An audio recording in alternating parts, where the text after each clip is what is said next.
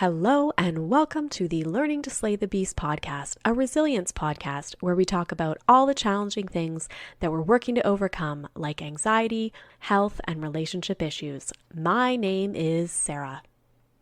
So welcome to the podcast this week. It's been a few minutes since I gave more of a personal episode. So I thought it would be fun to just do a solo episode this week.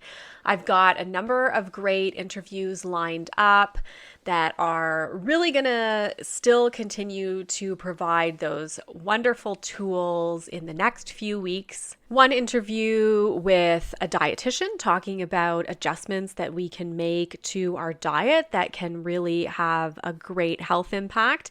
And then the other with a parent that is talking about what it's like to have a child that has a lifelong illness and how she dealt with that and moved forward. So I think those are going to be super interesting. But this week I thought we will just kind of move through a few topics, just solo. So the first thing I guess that's everyone is thinking about is kind of the world news that we have right now and how heavy it is. And I think that's been a backdrop for a lot of people in terms of managing stress and also caring about what's going on and really feeling uncertain about what they can do. So I think that's a big thing that's happening right now. We still kind of got the challenges with COVID. It's at a really strange time. Personally, I'm struggling with it because, it wasn't that long ago that we were seeing lockdowns here in Canada again, with Omicron coming out. And then now things are moving very quickly to reopen, where there even talk of removing masks. So it's a little bit difficult. I think it's going to be such an individual approach for people in terms of how they work through the reopening. It's really challenging for me because on one hand, I'm like, oh my gosh, can I actually maybe get excited about things moving forward? But then I think we've all felt like we've been burned so many times over the last 2 years that, we think we're kind of getting back into our groove and it's taken away again. So I think there's that collective trauma, I guess it is, that we're all working through, and I'm sure everybody will work through it at a very different pace. But we're definitely entering another period of change globally, and it certainly does feel heavy and challenging. Personally, I've also been taking on extra responsibilities at work, and I've found that that's been quite challenging, and I'm looking for more energy in places that I'm not sure I have more energy to give. And, I've worked through this in the past, when my professional career has been more and more. And so I'm trying my best to go back to those tools and techniques. But it's again adding this other level to already what is a heavy time, managing children, managing life, managing the global environment that we have, and then having extra at work. It's all challenges. So I wanted to talk about some of the things that I'm doing to work through this right now. So I would say particularly last week, I had a huge focus on self-care, and I really did feel a shift. It's been a few weeks that I've been working in this new role, and I've been feeling really stuck. I can just feel it in my body, feel the stress, especially in my chest area. I tend to really hold a lot of the stress, and it just kind of sits there. And so there were a few things that I really noticed made change. I, of course, did a therapy session, which is always super helpful.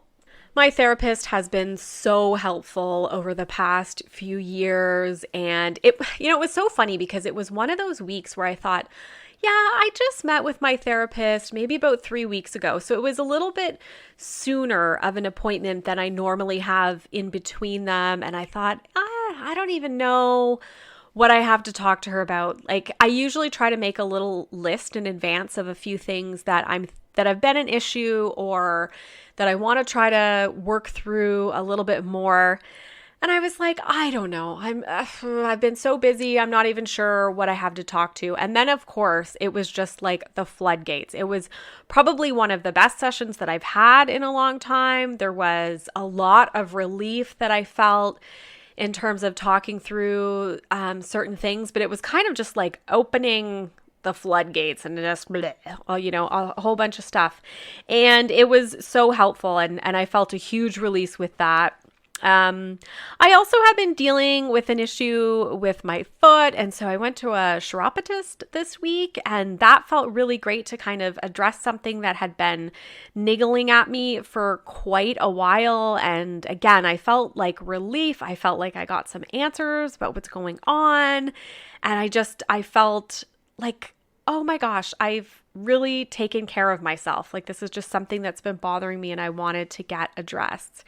I also went to my osteopath this week. So it was a super heavy week. I had fallen and I typically have some alignment issues and back issues that I'm going for, but then I also slipped on the ice. So it was like a great time to have had this appointment set up and of course, really helpful. I always feel a lot better when I leave the osteopath and kind of then have that day or so of healing after. And then I also met with my naturopath late in the week. So like I said, super, super heavy appointment week. And I was kind of dreading it when I looked at the week because I thought, oh man, I've got so much going on and yet I've got all these appointments. This is going to be a really tough schedule to keep. Yet honestly, by the end of the week, I felt like it just so paid off for me because I got so much from all of these, appointments that were really for myself. There are weeks where I do a lot of appointments for the kids and I'm like, oh my gosh, so-and-so's got to go to the dentist and then we're going to this naturopath and we're going, to the doctor and we've got all these check-ins and some weeks when it's not for me, it is definitely a lot, but I really felt great getting the support, I think it was this week. And again, with my naturopath, we had some more focus on drilling down on my health. And so it was a 3-month check-in, hadn't met with her in a couple of months, kind of gave an update on the protocols that I've been doing around hormones. So trying to reduce some excess estrogen and then also around removing mold, doing some of the things that Dr. Krista mentioned in her episode when she was on the podcast. And then one of the things that I did flag was that I've had some resurgence of my psoriasis and I've been really feeling bummed out about that. It's been creeping back on one of my feet and I just hate it. And if you've listened to the podcast, part of the reason that I'm gluten and dairy free was really spurned from my issue with psoriasis and trying to clear that up. And generally it's been really great. But this winter, I've just noticed a little bit more coming back than usual. And I know psoriasis is often exacerbated in the winter because it's cold and dry and the skin, does tend to get thicker. And so, yeah, I always expect a little bit, but this year's been a little bit more than usual. So one of the things that we talked about was beyond removing gluten and dairy was to also remove nightshades. And so she wants me to try that for 3 months. And basically, if you're not familiar with what nightshades are, they are certain plants, so potatoes, tomatoes, peppers, a number of different things go under the nightshade family. And so there are tons of things that aren't nightshades, like sweet potatoes aren't nightshades. Eggplants also are nightshades, but, when I think about my list of vegetables, there are tons of things that are not on this list of things to remove, like cucumbers, lettuce, spinach, cabbage, a lot of the broccoli, cauliflower, all of those things. So I know in my head that there are tons of things that I can still eat. But of course, the moment that feeling of restriction comes on, I get a little bit nervous because I already do a lot in terms of the removing gluten and dairy from my diet. And I'm also really trying to work on not restricting certain foods in and around my past issues with focusing and over focusing on weight loss. And so it's a little bit challenging, I guess, to get my head around, but I do think it's worth it because what she'd like me to do is remove them for 3 months and then see where I'm at. And, it may be that nightshades are not a problem, but I do know that a lot of people, especially with autoimmune conditions, do struggle with nightshades. So it's really got me thinking a lot about the things that I serve in our home for dinner. Like I'll often make a meal and then put fresh veggies on the side, like cherry tomatoes is a big one. Or, I'll do something where it's got a potato with it, or definitely tomatoes are huge. Like I love chili. Everybody loves spaghetti. We do like a gluten-free spaghetti in the house with turkey. Also, I do like a goulash that has like a stewed tomato. And so it's just kind of wrapping my head around how to make some of those changes. And, she was very good. My naturopath said focusing on that 90% would be my best bet. It's not about being perfect. But it's about kind of trying to remove the majority, do my best, and see how it goes. I also, same with peppers. I do a lot of just, cut up a yellow pepper, put it on the side as a vegetable that everyone can munch on and throw it in salads and things like that. So it's going to be a little bit of an adjustment for sure. The first few days have been fine because I've just, I'll just choose something else. But as I start to get into that, searching for new recipes for dinner or leaning back on some of our old favorites around dinner time, I think there will be some challenges in trying to rework this. The other option is to cook some of those things like spaghetti that everybody loves, and then I'll just have something else, or I'll take the meat out, some meat out for me before I add the tomato sauce. There's tons of ways to get around this, and in a way, I feel lucky because I know what I did when I removed gluten and dairy from my diet. I focused on all of the things that I could have, not on the restriction. And I focused a lot on making things in new ways, or, creating an alternate kind of side meal for myself that was a play on whatever everybody else was eating. So I know I can do it, but I was just, I guess, a little bit surprised. And it's challenging because those are foods that you often would consider to be healthy. Tomatoes, lots of vitamin C, peppers, the same thing, like red pepper and everything has like great vitamins. And we focus so much on eating the rainbow. And actually the other day I had this salad and I thought, oh, I feel like my rainbow's missing because it didn't have the peppers and the tomatoes and stuff in it to like give it that real batch of color. It was just mostly green. So that's something I'm going to have to think about is there a way that I can make things still be interesting and exciting while removing some of these vegetables? And then, of course, potatoes. It means, no sneaking fries from the kids and things like that I like to do. I'm going to have to really, really try to not have the potato. So whatever, it will happen. And I'm excited actually to see whether it will cause a shift in my psoriasis and maybe just my health in general. Because like I said, I do know there's a real connection for some people with nightshades and autoimmune conditions.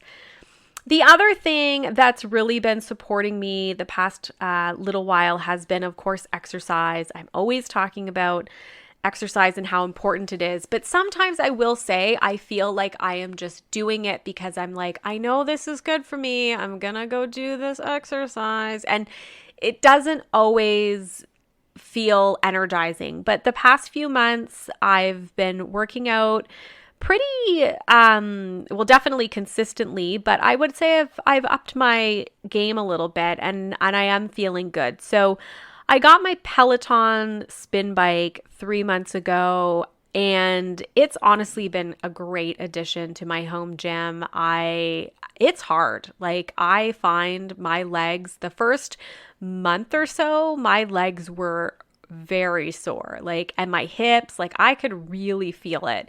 And now I'm finally starting to get where I feel like I'm getting that base strength and I can, up the resistance a little more. I follow the pre-recorded or the live sessions with the instructors so that, you get that motivation, you get the fun music, you get the instructors calling out, different cadences and different levels of resistance to use. And so I'm definitely feeling that I am getting some strength back in my legs after kind of feeling like I was losing some of my fitness level because I had all these broken machines. I had a broken spin bike, a broken treadmill, and I wasn't as able to get in those workouts. The other thing that I've done is I saw a core challenge in the new year. It was through Peloton, and it was the Crush Your Core 2 challenge. And I thought, you know what? I hate doing core exercises. Like, I will throw them into weightlifting, and, after I do a couple sets of something, I'll maybe do some core work and then, throw another few sets and then maybe do a little bit. But like, I really don't like it. And I was getting to the point where I was skipping it more than I would like to admit. And so I thought, okay, new year, this is actually what I really need. I need core strength because it helps with running. It'll help with the spin bike. It helps my back from being as sore when I'm holding my core more firmly. And I had just noticed I had lost a lot of that. And so I did the 4 weeks of this core challenge, and it was hard. Same. Like, some of them were 5 minutes, some of them were 10 minutes. There was a 20-minute one near the end. And I'm not used to doing like full core workouts, but I did it, and it was hard, but I made it through and felt really good. And I started to actually feel stronger. Like, I could feel like, yeah, I can do these planks. I can, do some of this crunch work and everything. So then when I finished that month, I thought I really shouldn't stop. I don't want to lose this momentum. I don't want to just then go back to like, yeah, now I don't do core work that often anymore. So I then signed up there was a Crush Your Core Challenge 1 way back, I don't know when. And so I was like, I'm going to take that program now too. So then I did the 4 weeks of that, and same thing. I feel like it's gotten me into a place where I'm kind of holding myself a little bit better. My posture's been better, and I'm starting to feel the benefits in my running and stuff like that. So it's been great. I would totally recommend doing those core challenges because it's hard to convince yourself, yeah, I'm going to do 10 minutes of core every single day. But when you have the fact that you're in a challenge and you want to, get all the sessions in that they planned for you that week, it can be really helpful. And like I said, I did it through Peloton, and it's been really great. I know they have a lot of just general core strength classes, so I may start to check those out after. But part of me is like, maybe I should just do Crush Your Core 2 again and just kind of keep these going every month. Just sign up for the 4 weeks. The other thing was I got my treadmill fixed at the end of December. So I have been back on the treadmill, and I really decided that because I was also at the same time using my spin bike, it had kind of just come a month earlier, so my body was adjusting to that. I was like, I'm going to take it really slow getting back into running. And I had still been doing some outdoor runs, but with the weather getting worse and worse throughout December, it was starting to peter off. So it's been really good having the treadmill back, I have to say. Like, it's hard. It's definitely, I always find running to be like my most challenging workout. But it's getting those sweats going has just been amazing for my mental health. I just felt so much more clear. The endorphins are amazing. And I feel there's something about running where I just, on the treadmill, I can get that good groove. I feel accomplished. I feel like, yes, even in 20 minutes or half an hour, or today I did like 45 minutes on there. Like, I just feel like I can get my body warmed up. I can get a great sweat happening. I feel really good. It just makes me feel like myself. So that's been amazing. And I'm just so happy that these pieces are coming together. I'm still weightlifting, but it just hasn't been my huge focus. Where kind of getting the cardio stuff back, getting those sweats on, I think it's been a really good addition to have those back.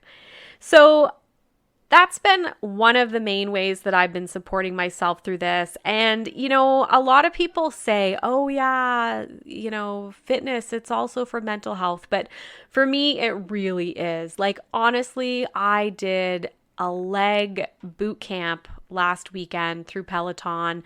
So if you're not familiar, you do a warm up on the treadmill, you do some intervals or whatever, jogging. They walk you or they jog you, I guess, through that. And then you do some running. And then you get off, you do some leg weightlifting. Then you get back onto the treadmill, you do running again, maybe some sprints. And then you get off and you do another weightlifting session. And it felt great. And then afterwards, I was on the Bowflex doing some leg extensions and then just doing some extra legs to kind of get more of a weightlifting session in. And I started to tear up. I was like watching a show, and it was just like this most amazing release of energy, just letting out, whatever. And I do have that happen. I have that happen.